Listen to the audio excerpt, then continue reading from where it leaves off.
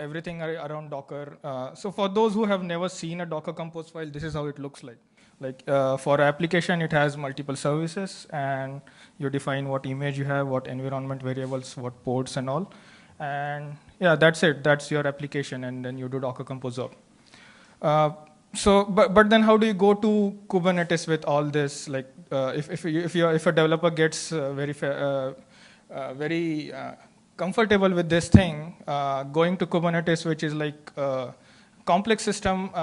No doubt, it's an awesome system, but it's a complex system. It's intimidating for someone to learn all those things. So how do you go it? So yeah, that's where this project called Compose comes in. So using Compose, you just like give Docker Compose file, and then it deploys or converts into Kubernetes artifacts. And also, how many have heard of OpenShift? I think you have heard because Ian today talked about it. So yeah, it's a PaaS built on top of Kubernetes. We like to call it as a Kubernetes distribution from Red Hat. So yeah. So this is all you run. You just have that kind of Docker Compose file, and you run this Compose up. So Compose is a command line tool. It also reads. It also has support for DAB file format, which is another file format from Docker. We are working on. I mean, the architecture is such that you can enable any kind of file format as an input. Also, there are issues. There are feature requests for enabling the Hashi stack configuration file format. So, yeah, let's do a demo actually. Is this visible enough? Is this good? Cool. So I have a Docker Compose file. Basically, it has a front-end app. It exposes some ports. There is backend, and there is MongoDB. So yeah, let's. And I have a Kubernetes cluster running. A Minikube cluster running, so I just do compose up, and then yeah, it has deployed all those applications. So let's see what is actually happening. Minikube dashboard. So yeah, behind the scene, all those applications are deployed.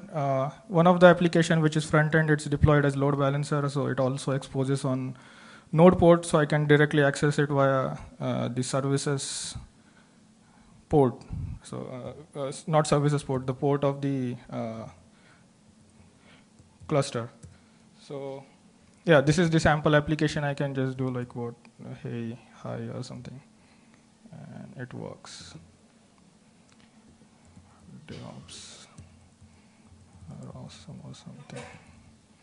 So basically, yeah, this works. And similarly, I can do the same thing on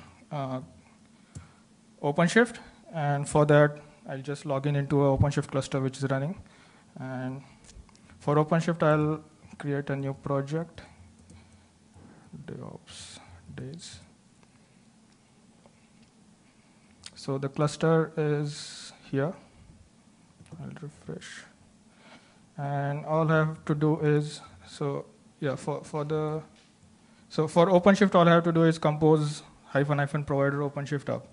So if I do same.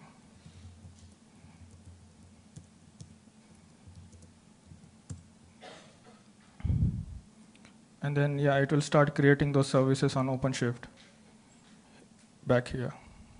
Now it depends on my internet here. I'll expose the service front end so that we can access it from outside. I'll create a route. This is an ongoing feature request in the Compose project where we want to automatically create routes as well. But like for now, I'll create it manually. So Compose project, just to give you some background, it was started by a company called Skipbox, and then we decided to join hands with them because this was a need. Like today we saw what even Adam is trying to solve this problem, I think. So yeah, so this was a demand in community, and then we decided to join with them, and now this project is it is donated by Skipbox to Kubernetes Incubator, to Kubernetes org. So it's hosted there. I'll show you most of the things. Let's see if everything is deployed. Okay, so we are waiting on backend. Apart from that, you can also do compose convert. I can do compose convert just to show you a YAML file format. It creates all the services and deployments. You can, and also persistent volume claim because there was volume mentioned inside it. I think it must be deployed. Yeah, everything is deployed. Now I can directly go to this URL and the same application, like on both.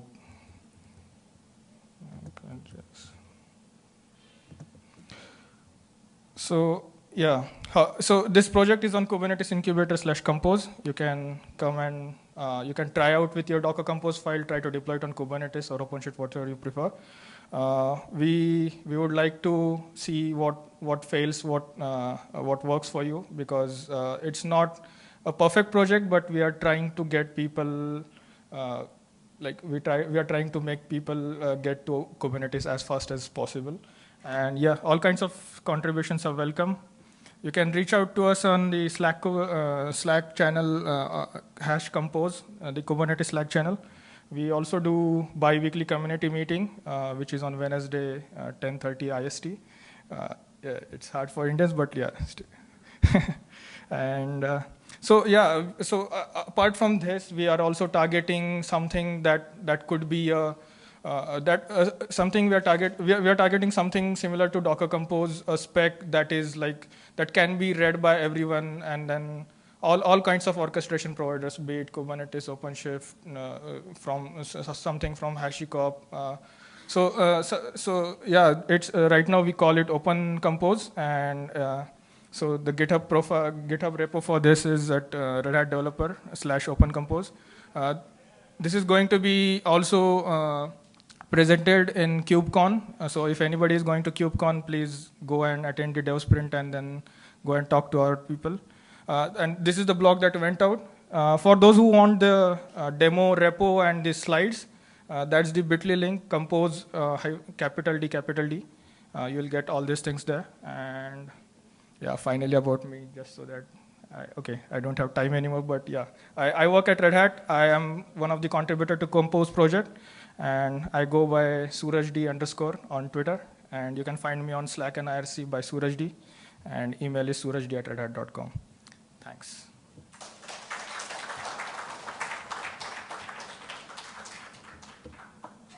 Small lightning talk. I want to give like a lightning demo about the lightning speed as to how lightning fast and lightning simple you can make a cloud. So this is just a follow-up to what Suraj was telling about UX and simplicity. So I know as developers or DevOps people, we like to have control of whatever we do, right? But is it really at the cost of simplicity? Do you want to feel like as if you're sitting in like a jumbo jet doing quite a lot of checklists and doing a lot of the things? Because simplicity is indeed, really important for anything, right? So quite a lot of them ask, hey, what is the simplicity? How can you get simple in, say, spinning up a server, or how can you get simple in getting something up and running?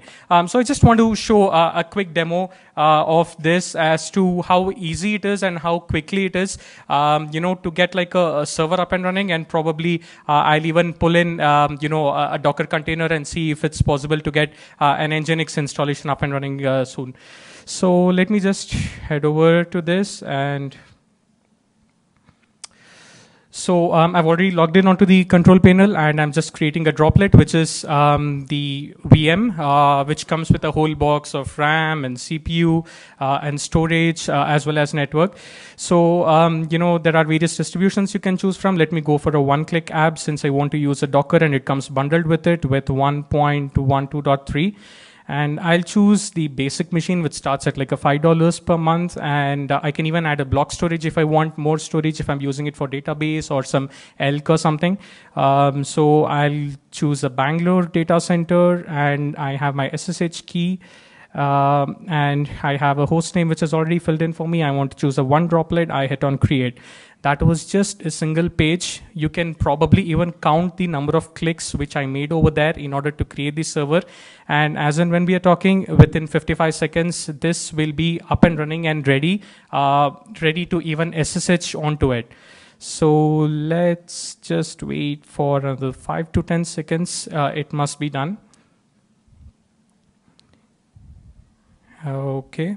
And that's how simple it is to get up and running within less than 55 seconds. You might be thinking, hey, what's the great deal about 55 seconds? I can wait for a long time and see. But just think about the scale. Think about how much time it would take if you are, say, spinning up 50 VMs or 100 droplets or more than that, or doing it dynamically via APIs. It's going to take a lot of time. So all right, I have it over here, and let me go change the world. I have the IP over here. Let me just quickly head over to my terminal and SSH right into it.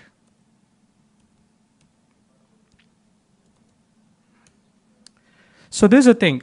You might be wondering, hey, probably the droplet shows up that it's ready and it's up and running, but you can actually directly SSH into it within 55 seconds. Yeah. So a quick check. You have Docker up and running as well. So let me do the simplest, probably Docker run command ever to get my Nginx install. I'm just going to say like a SAMI server, SAMI is our mascot, and probably I'll say Nginx. So since it's a newly created droplet, it does not have obviously the image, which is pulling from Docker Hub. And this should be ready to go. All right, so there are a lot of other things as well which you can be doing in case you want like a private network. You can have private IP addresses. You want to switch to IPv6. You can have that. You want to move around your VMs to different regions in different data centers, or within the data center you want droplets to talk to each other. That's also possible. A lot of the other things possible, and there are a lot of other projects as well. If it's not included as a part of the one-click apps, you can go head over to digitalocean.com. /community/projects. There are a lot of projects which you can use, and obviously a few of the amazing tutorials written by the community and everyone else, which I'm sure you might have come across. All right, I'm not sure. Docker Hub taking some time.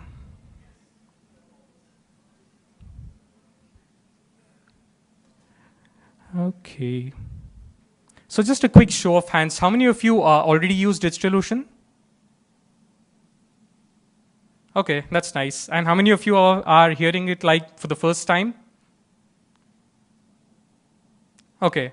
So many of you have heard it and probably have not used it and seen it, because that's the reason behind this lightning talk, to actually give a feel for the simplicity and not just say that, hey, it's really simple and you can get it started real fast.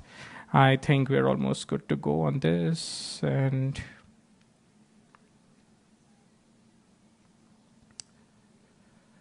okay. There.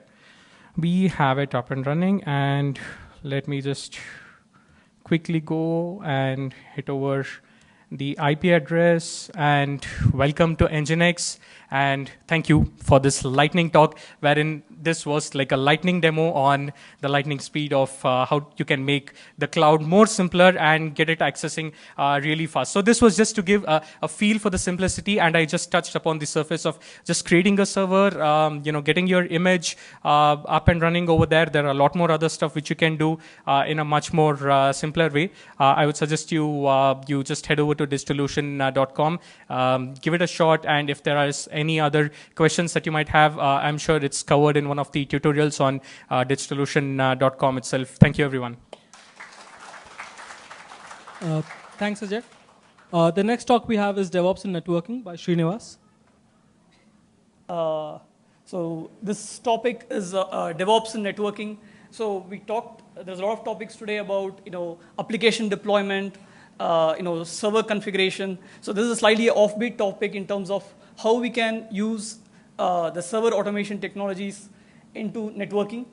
So by networking, I mean like you have routers, switches, firewalls, load balancers. These are kind of providing your infrastructure services. How we can apply the same DevOps that we have learned on the server side to networking. So that's kind of this lightning talk is about. So brief intro about me. So I work in Cisco Systems. Okay. Yeah, I work in Cisco Systems. So I'm one of the Docker captain in Bangalore. So you can follow my blog and LinkedIn and Twitter handle. So what is DevOps networking? It's pretty much like the same way we automate servers, where you can do the configuration and management. We can do the same way to programmatically configure and monitor networking devices. So why are we talking about this, right? So networking devices has been there for the last 15 years. The only difference is things have been treated like a black box all this time. A lot of things have happened in the last 3 to 4 years in terms of why the change has happening and why we are seeing DevOps in networking space. Some of the motivations I have put there. A lot of SDN technologies. I'm pretty sure a lot of folks are familiar with SDN. So the last 3 to 4 years, we have multiple open source projects in networking. There are automation tools like Chef, Python, Ansible. These have been used into networking technologies to manage these devices. And a lot of you folks also would have heard of IoT, Internet of Things, and the similar kind of DevOps technologies is also used in IoT. And this is one of the use case for IoT. I'll skip this slide for the lack of time. So what can we do here, right, using DevOps? So you have multiple devices in the network. We can do network-wide configuration rather than doing device configuration. We can check for automatic cable mismatches. We can check for inventory checking. We can do a lot of analytics when things go wrong. How we can automatically determine, okay, there is some packet drops that is happening in the network. How do I, rather than looking at each device, how do I automatically determine, okay, this section of my network is incorrect as in a programmatic way. And another thing that which is kind of prevalent now is declarative configuration. Rather than going to each device and telling configure this VLAN, configure this IP address, I can do something at a network wide where this is what I want as the end result in my system. How you go and do about it, you kind of leave that individual device to manage.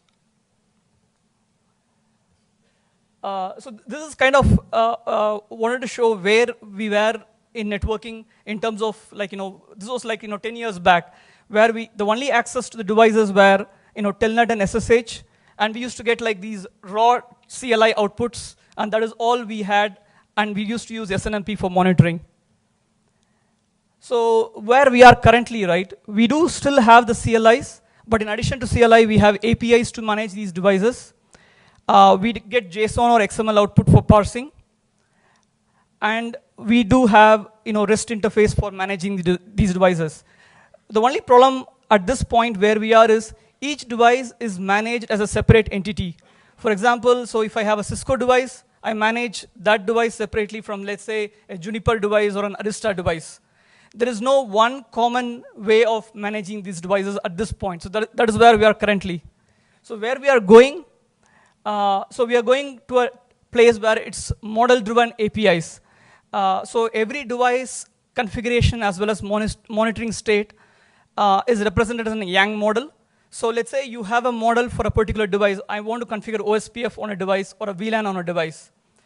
You have a model for the device. You take it.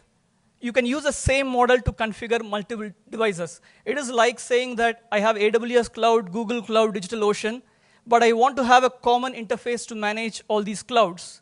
Similar to that, I want to have a common management model to configure all the devices. So how I reach the device would still be different, but at least from a configuration and state perspective, I should have one common way to manage it. So this is I put what is the ecosystem consists of currently. Again, I'll skip this slide, but at a high level, right, some of the tools we have put there, we still use the same server management tools like Ansible, Chef. We use Python libraries, Python plugins. One thing is from the groups that are involved in terms of making this happen, or the open config, IETF, Open Daylight. So these are some of the forums which are involved in standardizing this ecosystem. And in terms of models, we use Yang model. That seems like the prevalent mode where we are reaching currently. Okay, so here, just to give I don't know if this slide is readable, but I have given two sample programs here. So on the left-hand side, basically, we have an Arista device, and I want to read and write VLANs from the system. So typically, the way we would do currently is we will log into the device, execute a bunch of CLIs, then do some show commands, or check if everything is done. And if I want to have a script to automate it, we would need to do a lot of screen scraping to do it. Is this readable, by the way? Okay, some folks say readable, some not. Anyway, I think. Okay, maybe I'll just quickly say what it does, right? So basically, what it is trying to do is, basically we have a library Python plugin to connect to these devices. So basically we use a library called as PyEAPI. So we basically connect using this library to the device, and then we send a bunch of commands to read and write VLANs, but it is done in a programmatic way. So that's the only difference. So basically, we don't have to do any screen scraping to parse this output. So it's the same as what we used to do before. It's just that now it is done in a programmatic way. So the right side example basically is a Cisco device, and we are trying to read the neighbors that are connected to this device, and it's an Ansible playbook where we are getting the neighbors using the Ansible playbook with the Python plugin. That is how it is communicating to the device. So I just gave these two examples to illustrate, how you can see the practical use cases of trying to use the same automation tools into networking. So the last slide here is we talked about the Yang model. So let's say if I have a routing protocol that I want to configure. So on the left-hand side, I have this Yang model, which specifies the schema for a particular protocol. Now that schema, as long as we have that schema, and a particular device supports the schema, we can configure the device irrespective of what is the kind of device I have. So on the right-hand side, we have the XML representation of this Yang model, where we have filled in the specific constructs. For example, if I have neighbors, I define that as an IP address string, and in the XML, we have kind of filled in individual fields. Now with that, we can take it and configure the device. So that's all I had, actually. Any questions?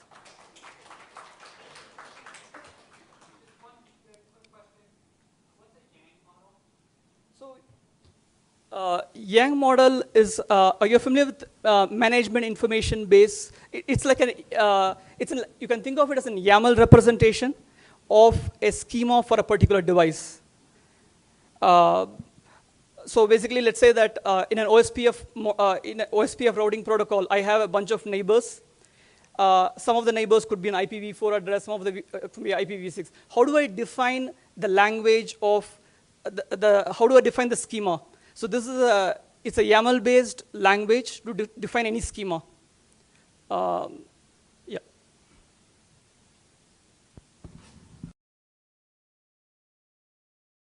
Talk. That's by Adam Hawkins. The title is on DevOps.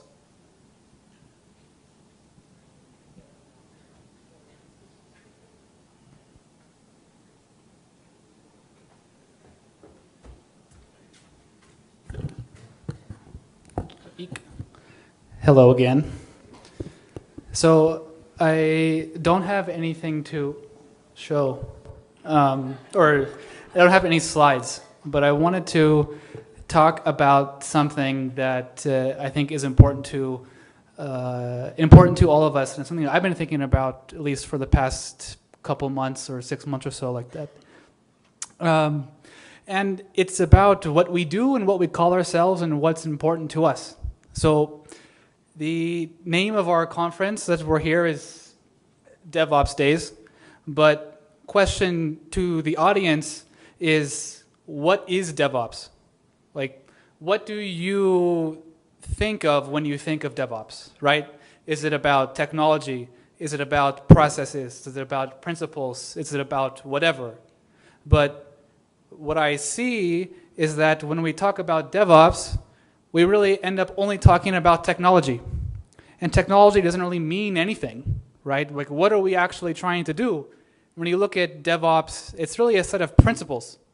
And it's ways for organizations to form and ways to have like processes inside organizations so we can all be more effective. So we have this talk, we have all of these talks today, and I come up here and I talk about technology because we all like computers and moving bits around, and it's cool, but what the hell do we actually do it for? I don't know. Like, it's something that just gets lost. And when I came here to Bangalore and I wanted to hire for my team, I had to put out a job description, and I created something that was something like infrastructure engineer, or something like that. And the HR told me, no, you can't do that. Nobody knows what that is. You have to hire a DevOps engineer. And I said, well, what the hell is that? That doesn't make any sense. So we're hiring, and how many of you just happen to have the term DevOps in your job title? Okay, yeah, a few of you guys. And just like, well, what is this? Like, what are we doing? We come, like, if you read a lot of the DevOps related blogs and the tech or the sort of the topics, it's all around technology, infrastructure, monitoring, automation. But what is this? This is just stuff. Like, how many of you are say actively involved in writing software? Okay, good. What kind of software are you working on? Shout it out. Anything? I mean, is it tools? Is it services, right? Like, we come to DevOps with this idea that we should work at the intersection of all of these technical skills, right? And business outcomes and business objectives. But when we talk about it, we're only here talking about like one little layer of the whole thing. And where is the bigger picture, right? Where is the effort and the thinking to, say, empower and support those around you about the business goals, the wider things, the people around you, right? It's not all about technology. And we're certainly not DevOps engineers, because that's crap. We're all just engineers with different technical skills. We come to them with different sorts of, like, all of the work that we do, we come with different background, right? Some people work with tests. Some people make services. Some people make UIs. Some people make infrastructure software. Some people make this. But we're all engineers. And calling ourselves like, I am this or I am that, is really just kind of defeating the purpose of trying to be more collaborative.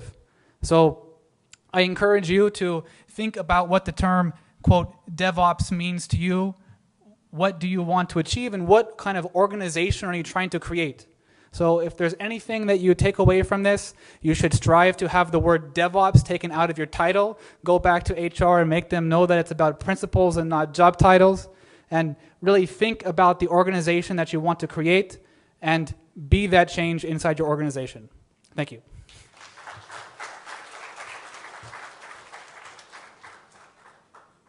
We were not sure if our topics get selected because it didn't have either Kubernetes or microservices in our talk.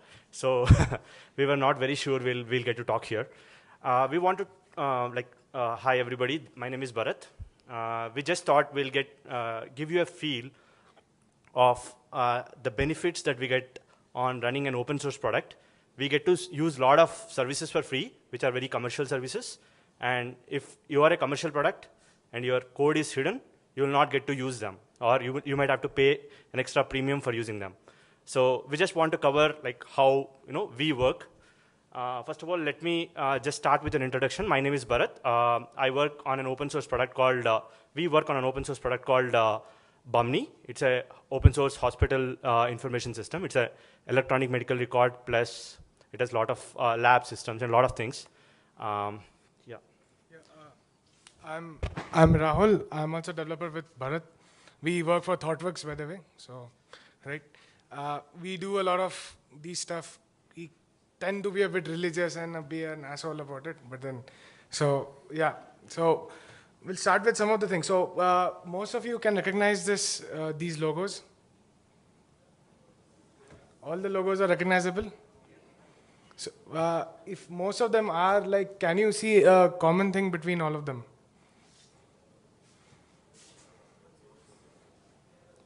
Yeah, so they are pricey. They have pricing plans. You see this view plans button in their page, right? All of them have these things, right? Especially IntelliJ, and I don't know if you people have worked with Bintray or not, right? So what we want to do is we want to say that if you make your thing open source, there's a whole lot of other opportunities available, right? So we'll go in a way that we generally do our development. We'll start with GitHub, the place we store our code. So with GitHub, you all know, so as long as your source is open, you can have any number of public repositories. You're all free to push, merge, branch. So if you go to our Bumney repo, you would see around, Bumney organization, you would see around 35, 40 repos. We just created because it's free and it's open source and it's public. Right. Moving on to IntelliJ, people have seen the IntelliJ pricing plans, right? How many of you work with IntelliJ? Do you think it's cheap? No, right? It's insanely costly, right? But then if you're in open source, if you're doing some good work, you can write to the IntelliJ people, they're going to give you the open source license. So you can use any IntelliJ or any JetBrains product for free for any number of people that you want to request. And you'll get a 1 year, at least a year worth of license, which is renewable again. And you can use it as it is. And yeah, now we have our code in IntelliJ. We have done our coding, and then we're all good. We want to just check for our quality, code quality again. So Code Climate is one such service, which we find very useful. All you need to do is just link it with your GitHub repo, and because it's an open source product again, you can actually get to check the quality of the code. Like it'll give you decent suggestions and all that. It's a service, and very it'll even track your pull requests and kind of get the quality for that as well. So one point here I would like to mention is your code need not be licensed to open source, but as long as it's available there on GitHub, you can leverage this. So similarly, coveralls. So we do a lot of coverage around our code.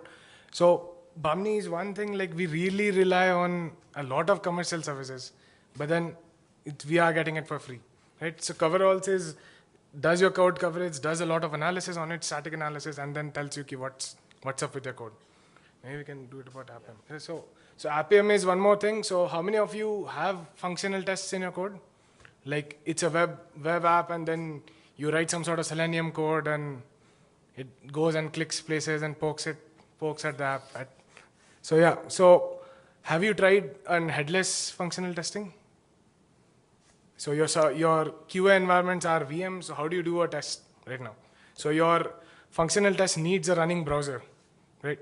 So it's a pain running it on Chromium or something like this. Firefox has ways of going around it, but it's generally a pain, right? Running a headless functional test. So Appium is one such service which gives you an full GUI-based testing. They're doing it for you. You can even see the live screencast of the screen, what's happening, and then you can do it. You can do your end-to-end testing again. You just provide the suite, what kind of drivers you want, what is your expectations, and then they're going to do the test for you. And you get a really nice output at the end. Right? Again, it's for free. One other thing that we do as part of our build process is we make the binaries as RPMs as part of our project, because all our customers are on CentOS. So we would want to push these RPMs to an RPM repo so that any customer throughout the world, anywhere in the world, can actually pull them down. So we use Bintray for that. So Bintray as a service provides a lot of it provides a lot of services like RPM repos. It has a Docker Hub. It has apt repo. It has an Artifactory kind of thing. So it has a lot of services, and who all use actually whoever uses Mac here, they would have seen that when you do a brew install, it would come from Bintray. So that's a common observation that we would have had. So Bintray is one such service, and it's kind of costly, but again, free for open source. Yeah, you can just write to them. They will give you some small quota in which you can just leverage open source products. And Bintray actually works better in open source. Like you really don't have the disk space limit in open source. In paid plans, you actually have a disk space limit, right?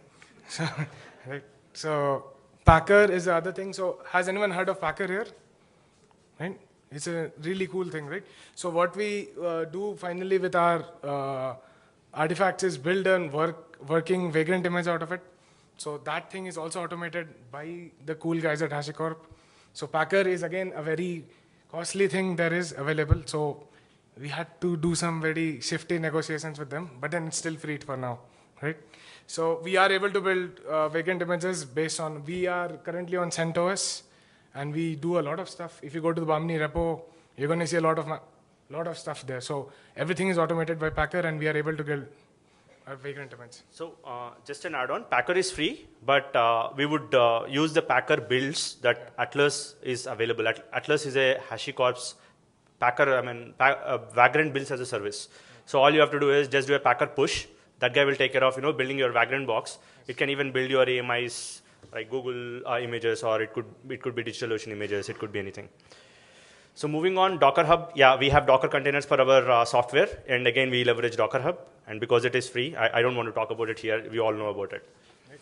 And finally, the Snap CI, the whole thing that we use. So Snap is again a ThoughtWorks product. So it's kind of like Go, but it's on the cloud.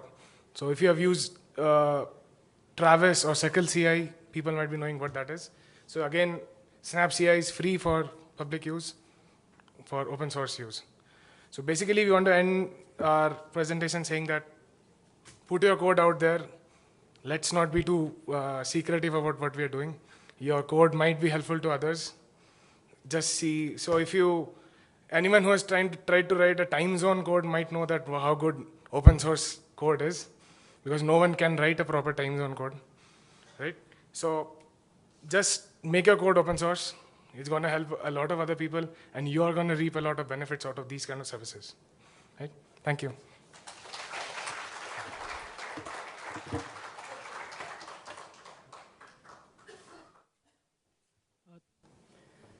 All right. So I'm disappointed that the guy, whoever the previous LT talk was, didn't actually do it. So like Kubernetes, the microservices the right way would have been a really good presentation to see, but I'm going to actually do it the wrong way.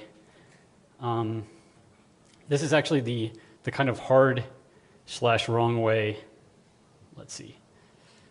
So you know who I am. So microservices that are really good in something like Kubernetes because of many of the features that I kind of talked about in the other presentations. Like essentially, when you're making microservices, you get these you have a bunch of little services that implement one single feature, and then you can kind of scale each of those independently. They can all kind of depending on how much traffic each one gets or how much CPU or RAM or whatever they use, you can scale those all independently. And this is great and all.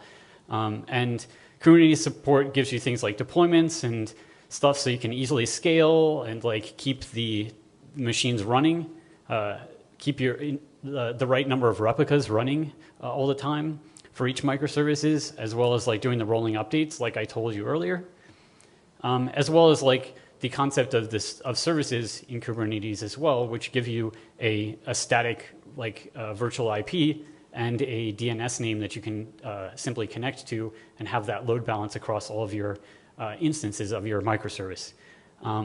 So normally you would set it up something like this, where you would set up a bunch of deployment and then have that deployment create your pods and have a service for each one of those, and then have each of your services connect, or each of your applications or microservices connect using the Kubernetes service. But I'm not going to use any of those features. But I will create a cluster the right way, or the easy way. So here is Google Cloud. So this was previously mentioned that you can easily use Container Engine to create a cluster.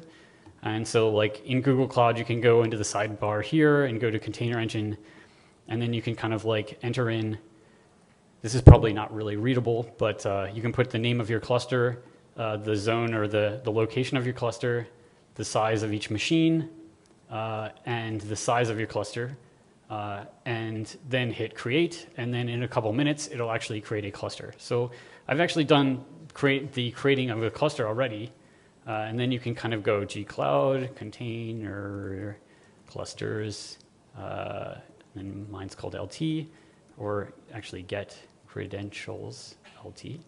Oops, not LS, LT. And that'll fetch the authentication data. Oh gosh, zone equals Asia East 1B. And this will actually create the kubeconfig that I can use, and then like now I can use kubeconfig. And hopefully, let's see, deploy, delete, deployment, Nginx. We'll get rid of this guy. So I've got a kind of a sample kind of microservices app here, which is just like a guestbook app. So you have a web app that actually serves HTML and stuff, which connects to a guestbook app, which you use to store guestbook entries in Redis. And then this web app also connects to an ng word. So this is like short for no good word, which is basically like, bad words or something you want to keep out of your guestbook. So your web app will actually check the ng word to see if it can actually post a guestbook entry. So I'm not going to actually post it and get everything running, but because I kind of did this talk very quickly. But let's see, go into source guestbook microservice.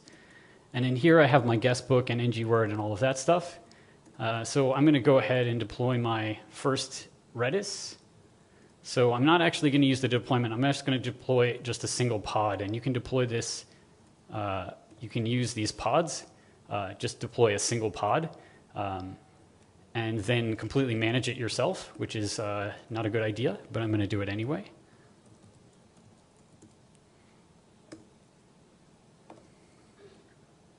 So now I've created my Redis master pod, and if I say get pods, I should see it.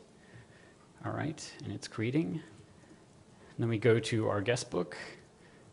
And then what I've done is I'm not actually going to use deployments, so I'm just going to deploy using pods.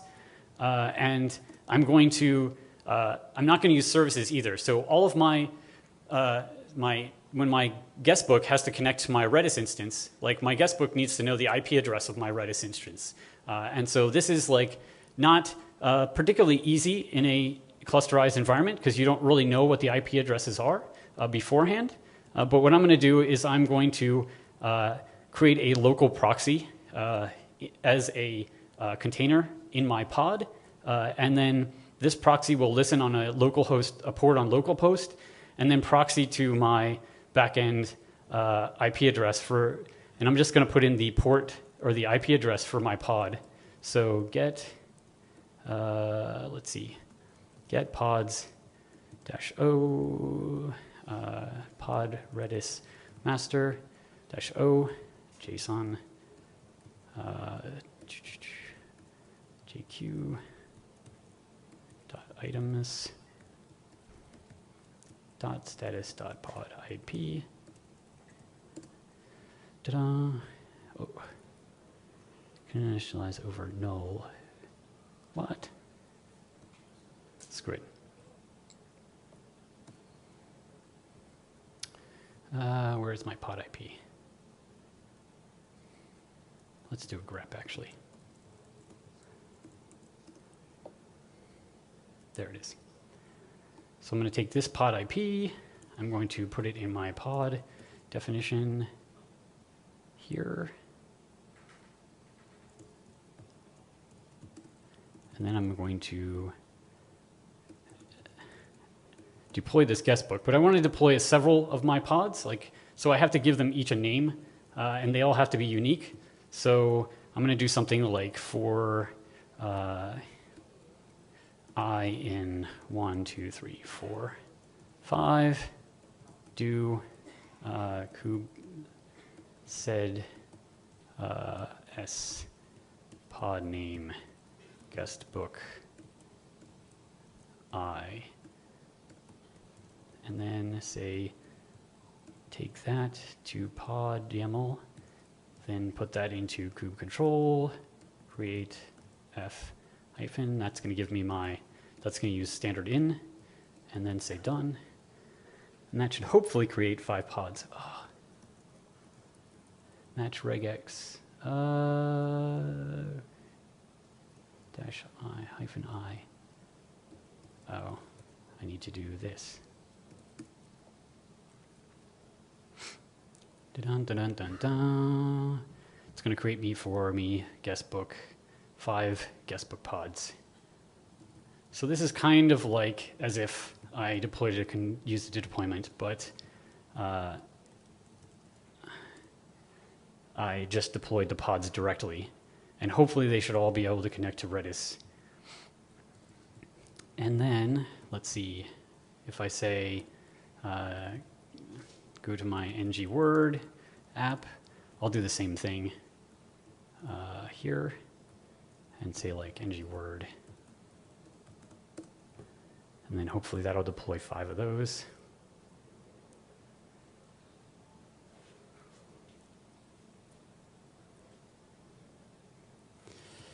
And then I'm going to go to my web app, and I'm going to, oh, come on. Where was it? It's not here. Where did it go?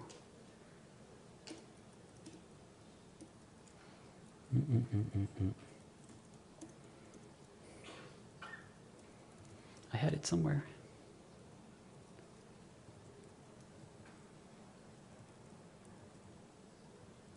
Maybe I modified the deploy itself. No, I didn't. Where is it? I modified the deployment. So here, I'm going to actually write this. So actually, I'm not going to deploy this because I'm not going to have a whole lot of time, but essentially, I can take these, because web depends on the guestbook and NG Word, I'm going to have 2 separate proxies that proxy to both of them, and then put in their IP addresses here, and then have it connect to localhost to connect to those 2 services. And so you can see why this is probably a bad idea, because you have to modify these IP addresses or put these IP addresses in here every single time.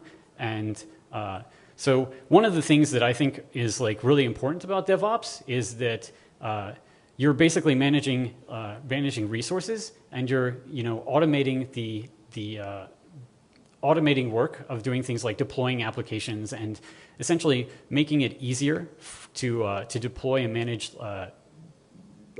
applications in a scalable way. And so these type of tools make it really easy to do that and kind of essentially automate away a lot of the work that needs to be done to actually deploy applications and keep them running. All right, so thanks.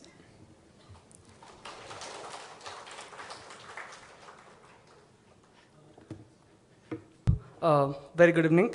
So my name is Joy. I handle DevOps or infrastructure, however you want to term it, some infrastructure engineering at Razorpay, along with my colleague Rahul, who is also here. So I'm going to I just prepared this slide on the go here. So I'll start with a question. And all your infrastructural needs, right? You create pipelines that makes easier for developers to deploy their code, right? You create the CI pipelines, you make it easier for them. I want to ask a question, how long does it take for a change in your infrastructure code to get deployed to your production? It's an open question. So you guys use Ansible, Packer, Chef, Ansible, Puppet, Chef, everything, right? How long does it take for that change to go into production? 20 minutes. Next slide. This is our talk 2 in Razorpay. If we need a bug fixed in production, we can do it within 5 minutes. We deploy it to our beta servers at least 20 times a day. As fast as we can. But the final pipeline, the final image takes 5 minutes to bake. And we do it in 2 command line steps. I make a change, make a commit, git push, that triggers a CI pipeline, and then I do a Terraform apply, which takes that final artifact AMI, deploys to production. That's it. 2 commands. So I'm just I made a very, very shitty thing. This Apple thing doesn't have those block diagrams, it's weird. So I used normal ASCII characters for this. So this is the basic pipeline that you can see, right? So all our infrastructure code, the configuration is basically written as in Ansible. So I make a change in Ansible, I commit it, And then we use Worker as CI pipeline. Anybody else uses Worker here? Nobody uses. Hey. So Worker is a kind of okay-ish tool. It's kind of great for us. I don't know if it's for good. This is a Docker-based CI where you can fetch your code inside a Docker container, run all your tests in sequential pipelines. It does support fan-outs, but not really fan-ins as of yet, which some other guys do, which is kind of better. But still, Worker is good enough for us. So we launch. So what we've done is we also use Packer, if you can see there, right? So what we do is we created a Docker box, which we call our Baker box, which has Packer inbuilt. And so in one of the steps, we get our Ansible code, run Packer with it, and end of the Packer run after the Ansible provisioner and then the tests, our AMI gets created with a particular set of tags, right? A bunch of tags. It could be environment production, environment beta, parent AMI. It could be some other bunch of things. The tags that are pertinent to us. Terraform has a good thing called lookup by tags. So you tag an AMI. So we do something called a latest is true. So every end AMI is tagged as latest. Terraform just picks it up. The auto-scaling group definition, ELB, everything is already pre-written and just deploys it there. So I'll just break it down, the entire process a bit over the next few slides. So yeah, Ansible, kind of best practices. So you would see that a lot of Ansible playbooks are written, not really reusable, right? There will be a bunch of things which uses Apache configurations, but they will rewrite that playbook over and over and over again. Why do that? Ansible is something called meta, right? So write a configurable role and write smaller roles, tinier, smaller roles that either you can include or call as a meta role, right? Like include them in meta with a bunch of parameters. So it just becomes like the best practice, like you write to the interface. So that's one thing we do. And on the top level playbooks, when you bake a server, so create something so we have something like our base server is a hardened latest image, base layer image, which runs all the roles to create all the configuration hardening and other simple configurations. On top of that, we have an application level, a top level role, which configures it as could be a PHP server, Ruby server, Apache configurations. And on the last end of it all, we configure the particular app that we need to do. And that playbook is tiny. That only runs a few configuration steps needed for that particular step and nothing else. Second thing, this is more pertinent to how the developers write code and pertinent to us also. So when the developers write code, separate out your configurations. Have separate templates that if you write your configuration with a bunch of .envs and stuff, then we can use them to template it. So for us, our developers are really, really great. So they made the app 12 factor to begin with whenever I joined them. So what we did was initially we were using Ansible Vault, but we chucked it out because Ansible Vault is still retained in your Git history, right? You never know. So we started using this tool called CredStash, which uses AWS's KMS to encrypt and store all your production environment variables inside DynamoDB. So it fetches the KMS key, encrypts your environment variables, stores them in Dynamo, and whenever Ansible runs, and you have a Jinja 2 template with CredStash lookups, right? It just looks up on the fly, decrypts those values, and puts them only on the server. So that's one good practice to follow. Second thing is, of course, Packer. A bunch of people probably here already use Packer. So very basic things, Ansible provisioner, which runs one top-level playbook. So we have top-level playbooks like BES, then Apache server, then a particular app configuration on top of it. So, and then we do also this thing somebody already talks about, like testing your infrastructure code. So we use Gauss for that. Gauss is like a server spec tool written in Go. So what it does after provisioning the entire server, it will just go through all the file configurations, right? What the Jinja 2 templates created, and do a bunch of lookups to say that for this particular thing, this value has to be like that.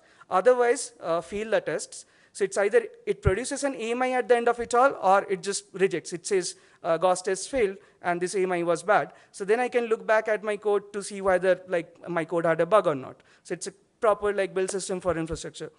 And again, so using Packer, you can tag your AMIs, right? So we tag our AMIs with a lot of context. And since our AMI, so must have heard of how Netflix kind of does it, right? They have gold images on each layer, so we kind of follow the same practice here. So we do layer by layer so that our final layer just takes like 5 minutes to bake.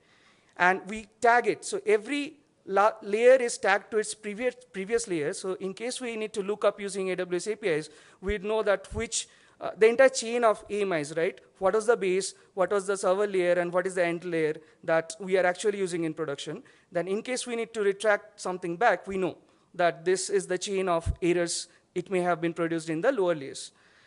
Second thing, the CI platform, which I already kind of talked about, a Docker box, which has Packer installed, and we use the steps Packer executes the 2 provisioners, and finally wraps up the EVS volumes as an AMI, and produces an AMI ID as an artifact.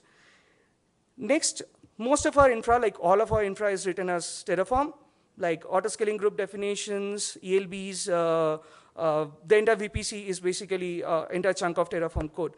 So, and Terraform data has this lookup tag, which I already mentioned. So it can just look up the last baked AMI. And when I do a Terraform apply -- target, let's say API, autoscaling group.api, right? So when I do that, it automatically understands which was the last tagged AMI, fetches that, and just makes that change. So what you do is like it already creates a new launch config and creates a new autoscaling group on top of that. We had our ELB already pointing to an old autoscaling group, but this new autoscaling group gets attached to that one, and the old one gets detached and destroyed. So it's kind of a blue-green deployment model. And it's like a 0 downtime deployment, so no issues there. So that's it, kind of. This entire chain, kind of, it's like duct taping a multiple bunch of tools, but it really works very, very fast for us. Any change developers would want to fix, they would need to deploy some of their new integrations. So Razorpay is kind of we are a payment gateway. We integrate with a bunch of third parties, right, on the back end. We are an aggregator. So any day, 3 to 4 beta integrations would be going on, right? And probably by night, 3 of them would go live on the same day itself, if the code is ready. And that needs a bunch of configuration. So parallelly, probably I am merging 3, 4 different configuration changes and deploying to production at night. So this has to be very, very fast. And this entire pipeline that I kind of described, solves our purpose and does it very, very fast. So yeah, that's about it. Thank you. Oh, and yeah, so Hi everyone. What I'm going to talk now is my colleague Madhu earlier spoke about the ELK setup, right? And as part of the setup itself, when we were going to be presenting this at DEF CON, we figured that it would be, it would be ideal if you could do a security assessment itself on the stack that we have set up. And so I'll run through the different things that we did to figure out if there were any vulnerabilities that we had exposed because of a setup, or if natively the ELK stack itself had anything that would be of concern to us. Unlike most other things that were covered today, security assessment is very rarely Lightning style, right? And although this is under the Lightning category, security testing requires a lot of patience and understanding of what you're going to be testing and other things. I'll talk about that. My name is Riaz Walikar. I work as the Chief Offensive Security Officer at AppSeco. I take care of all the penetration testing engagements and vulnerability assessments and web application security assessments basically that come up. AppSeco is a web application security specialist company that we set up. I have over 9 years of industry experience, but then most of that has been in consulting. Right? So clients would come up to us and give us the end application that was deployed or the end product that was created. Very rarely have I seen the actual CI CD stack go through and test that infra in its place. Most of the times we've always ended up testing the final product that was going out to the market. So why did we do this was a penetration testing exercise was undertaken to see that the setup that we're building for one of the most spoken about hacker conferences on the planet, DEF CON is one of them. Presenting at DEF CON required some amount of testing on our own part to see if we were secure before we went out and started talking about this, right? And testing the ELK stack, again, as part of my work as well, it is very interesting to see when the logs, for example, that come in, to see that attackers are trying different sorts of exploits, and you see numerous types of attacks that come into open services, SSH brute force attacks, for example, or people scanning your web applications that are hosted on the internet. Right? All of that is pretty interesting to see that there are different domains, there are different countries, there are different specific organizations trying to attack you. Now, in the security industry, you can do this in multiple ways. What we decided was to take a look at it from a black box perspective. Now, black box penetration testing in this case was that Madhu and Akash who had set up the infra, they gave me only the IP address, right? And I had to figure out everything else from there. Right? The team had to figure out everything else from there in terms of attacking the infrastructure that was set up. So, in most cases, when you receive an IP address or a service or a domain name, for example, you would go about figuring out what are the open services that are running on that particular system. Right? And in the security industry, port scanning, I'm sure most of you have heard of at least Nmap. How many of you have heard of Nmap? It's one of the, yeah, there you go. Nmap is one of the most widely used port scanning utilities. That's what I ran with different flags to figure out what other services had the folks who had set up, maybe accidentally exposed or deliberately exposed as part of the setup. We saw SSH as standard that was exposed 80, where he was running an application, 5044 and 8080. Now remember, I'm coming from the point where I'm not aware of what this infra is, although they had set it up and they had told me that I would be testing this. But coming from black box perspective, I have only port numbers, right? And when I ran a service scan, I obtained the open ports and I ran a full service scan. I figured out that Nmap would be able to use its signature database to figure out what is the actual services running and other things. It gave me additional information. Right? It gave me additional information about the SSH service that was running, about the service on port 80 running, that was Nginx. 8080, there was something else open, right? I navigated then to port 80 and 8080 to figure out what was running. And this was based on a recommendation, although as part of the black box engagement, I found that this page existed. But before I actually began, and when they were actually setting up, I navigated to the page and it allowed, Elasticsearch allows you to, there's no default credential, rather there's no authentication mechanism for Elasticsearch. When you set it up out of the box, you can simply navigate to the page and you have all your data. Right? And that is definitely not how people set it up on the internet. But then based on that recommendation, they set up basic authentication on the services that were exposed. Next thing that in a black box perspective you do is you don't know what service is running on port 80 and 8080, right? And it's basic authentication. You attempt a brute force. And you try the default credentials that were used. I tried basic company credentials. I tried admin. And it's funny that there are still a lot of services on the internet that you would be able to access with default credentials. It's actually A5 on the OWASP list, security misconfiguration, where people, administrators, developers, they still deploy. There are a lot of applications out there that have default credentials enabled. And a lot of reports that come in through bug bounty programs, for example, have, bug bounty programs have paid money for default credentials for applications. Google also, for example, there was a service that was using default credentials. And companies that big, also do these mistakes. But yeah, coming back to this, we attempted a brute force on the HTTP basic auth that was there. And I ran a pretty large dictionary this is a screenshot of a smaller dictionary that I ran, but I ran a pretty large dictionary on the service, and there was no breakthrough there because, later on when they told me what the password was, I was like, yeah, no dictionary would have this. It was pretty, the password was pretty long and completely would not be found in any dictionary. I looked at the other service as well, SSH, attempted a brute force there, and even there was no luck, right? Which is when, because those are the only two services available, I figured that we might as well, because of availability of time and other things, we figured that we would switch to the other version of the penetration testing, which is a gray box.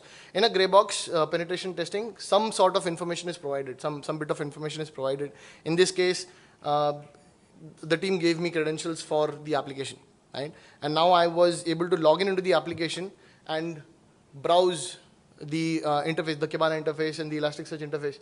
And I noticed that the application itself, now when you look at, I'm looking at this through as an attacker, right? I don't care if it is Elasticsearch or Kibana or any other thing. For me, it is a web application that is going to interact using the HTTP protocol, right?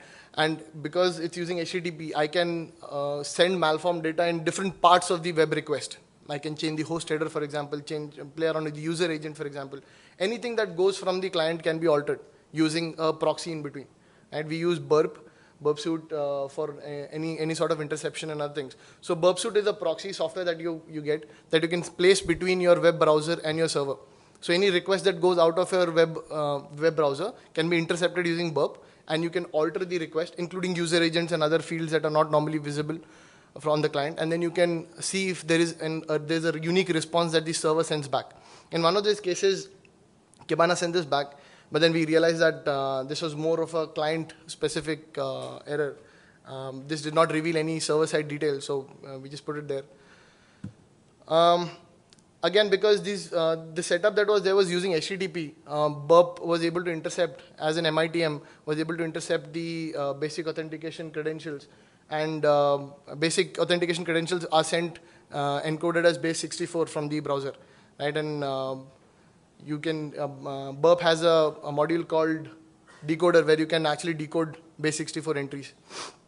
And I was able to get the credentials. Now on a real world network, if you're sitting on a a wireless network that people are sharing, right? And MITM is possible if your application that you're accessing is not HTTP, or rather not HTTPS. Those all were the findings. If any of you wants to see the whole report with the images and other things up close, drop me an email. I can send that out to you. Thank you so much. Thanks, Riyaz.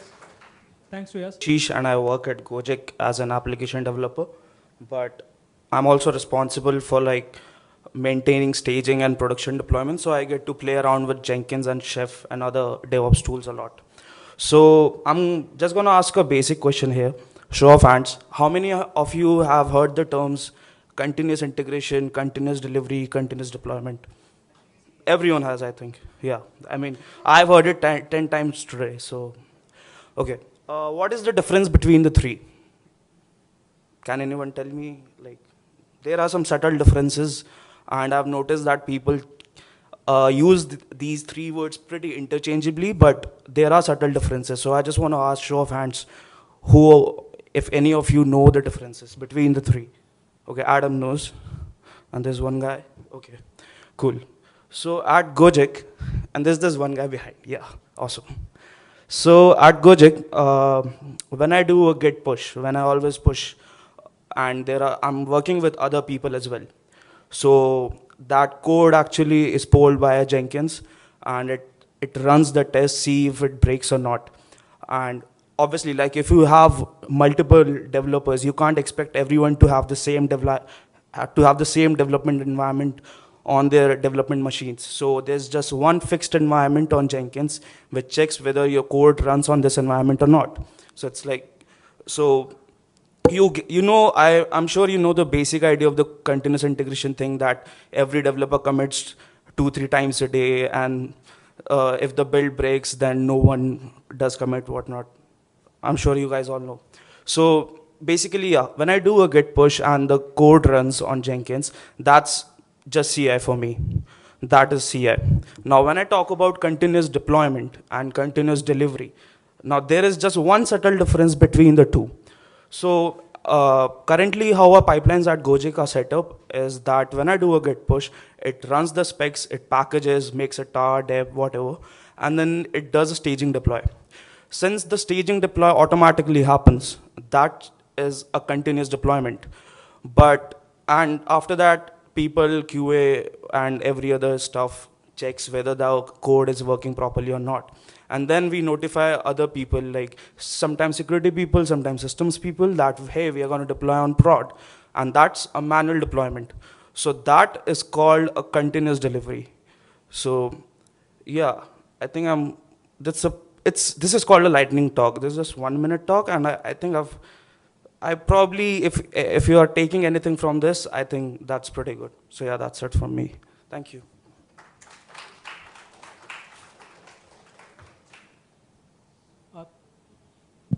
Thanks, Devashish. The next talk that we have is Cloud/Cost Optimization by Madan.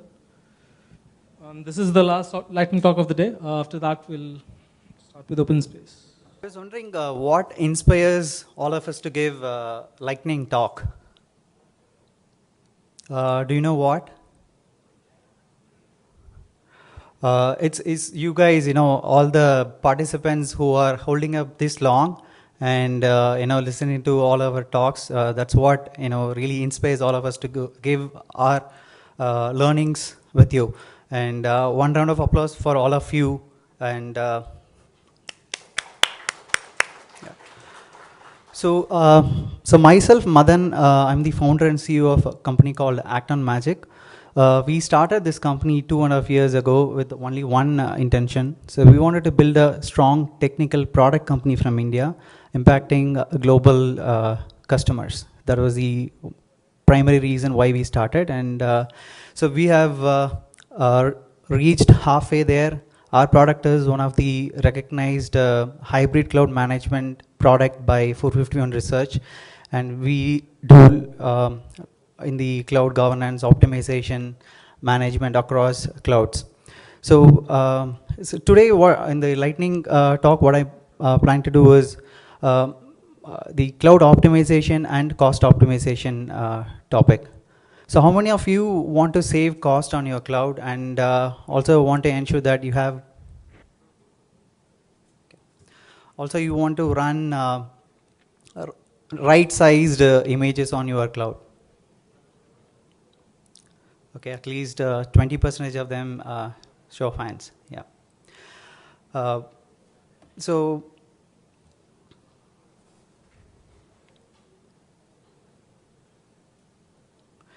we have come across all kinds of customers, customers using AWS, customers using Google, Azure, DigitalOcean. Now, what's a common theme that we notice is, all of them have provisioned, a large instance, and where, they have the CPU utilization of, 10-15%, and they have a very few memory utilization. That's one of the common reasons why, they have a high cost on their cloud. And we help basically the moment in Act on Cloud, basically you attach any of the cloud. We quickly go through all the instances you have and do the analysis on what's utilization and suggest you how you can downgrade, basically what's the right size for your workload. We do it across cloud. And also, so we have a rule engine built in here where it lets all DevOps or the cloud admins to define group set of resources and apply set of rules on each of the resource groups that you have. Basically VMs, volume, snapshots, even on the user levels, you can apply different kinds of rules. There are various best practices in keeping your cost control. Basically, some of them, like you should ensure that you clear your orphaned volumes, the EBS volumes, and you should not have any unattached elastic IPs. And in case of AWS, you have reserved instances, spot instances to take care of different kinds of your needs of your application, and pick and get advantage of the pricing scheme itself. Now Google gives you the sustained discounting, which is a cool thing. And we actually give you a framework where you could define the set of rules that you wanted to look after, be it budget or the performance metrics, and take custom actions. And one of the common savings thing is, on a weekend you just power off all your unused VMs, which brings roughly about 80% of cost savings for your the companies that we work with. And so on a closing note, so we also take care of the private clouds, so be it CloudStack, OpenStack, any of them. You could do this cloud optimization and cost optimization on hybrid cloud. Thank you, everyone.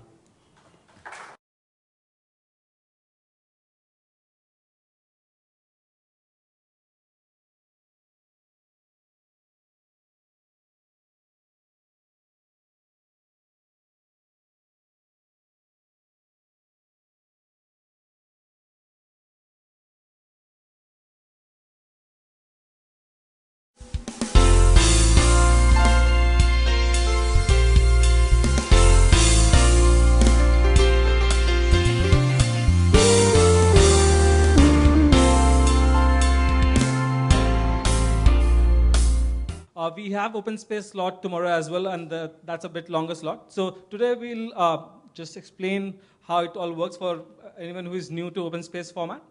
We'll have it for like about, I think we should have about more than half an hour or so. So, okay. Open space formats is it's basically getting everyone who is here involved in the discussion. Every one of us have worked in the stream. We have our own opinions. We have our own questions about things. And we want to discuss about them. And like, not all of us can come on stage and have dedicated time to talk about those things. So in open space formats, what happens is like everyone get to suggest a topic, and then everyone get to vote on topics.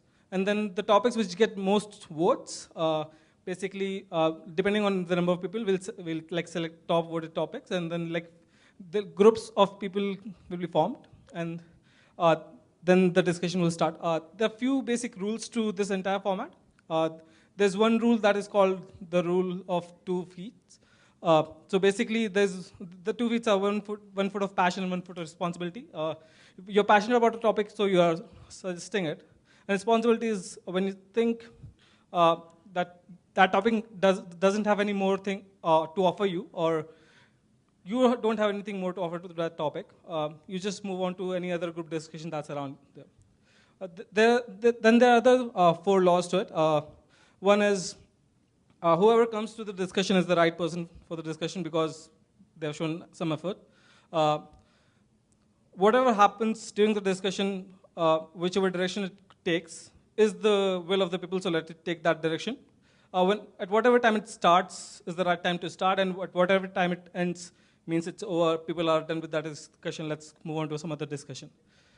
Then like there are two kinds of basic people, participants in it. One who will be mainly kind of sitting there, giving their inputs on one particular topic, and then you can be that, or you can be other kind of participants who basically move from one discussion to another, taking bits and pieces from there and giving their own inputs in that. So we'll just, so that's kind of the quick intro to this. So because we don't have enough time to for everyone to come here and vote on this, I'll just talk out loud the topics, and if we can have show of hands on who is interested in what, and we'll kind of take a rough estimate on what top 3 or 4 topics that we have. So the first one is Alexi versus Docker versus Vagrant. If we can have show of hands on who all want to have a discussion on that. Okay. Then we have Ansible versus Chef. More than the previous one, I guess, but still too low. Okay. Kubernetes versus Nomad versus Swarm. Few hands. Okay, so yeah, this is the top voted till now. Then we have CA release automation versus Ansible. Am I reading it right? Who wrote that topic? Am I reading it right? CA release? Yeah. Okay. I think if you can just come and... Yeah.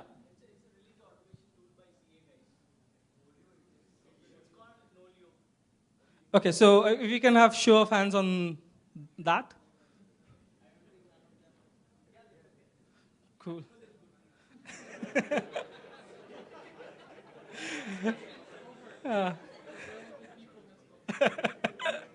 Okay, then the next topic is Consul. Anyone still interested in Consul? Okay, enough people for one group. Then DevOps KPIs. Okay, so I think the top 3 voted topics are Consul, DevOps KPIs, and Kubernetes versus Nomad versus Swarm. So, but they are almost the same group of people. So I guess the others are bumblebees. They'll kind of roam around the groups. So who actually suggested the Kubernetes versus Nomad versus Swarm? Yeah? If you have someone. Or if, Jan, you can take the lead on this, and then you can move to another group later. Sure. Anyone want to take lead on Consul? So the thing is, with open space format, the organizers totally kind of, they're just on the sidelines. You people have to take the lead. So who want to take lead on console? Like people will come, but anyone? Okay, this guy. Rahul will take lead on console, and then DevOps KPIs. Okay, Adam will take lead on DevOps KPIs. So if we can have like a group of Kubernetes discussion over here, console in the middle, I guess, and then DevOps KPIs on this side.